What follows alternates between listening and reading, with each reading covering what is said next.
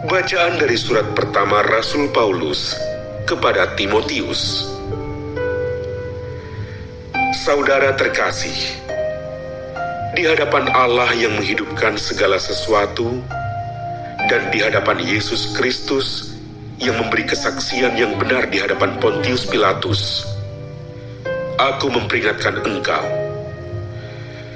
Taatilah perintah ini tanpa cacat dan tanpa celah, hingga pada saat Tuhan kita Yesus Kristus menyatakan dirinya. Saat itu akan ditentukan oleh penguasa satu-satunya yang penuh bahagia, Raja di atas segala raja, dan Tuan di atas segala tuan. Dialah satu-satunya yang tidak takluk kepada kematian, dan bersemayam dalam cahaya yang tak terhampiri.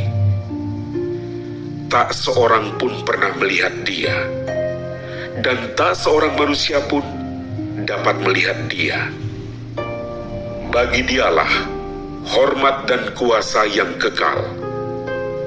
Amin. Demikianlah sabda Tuhan.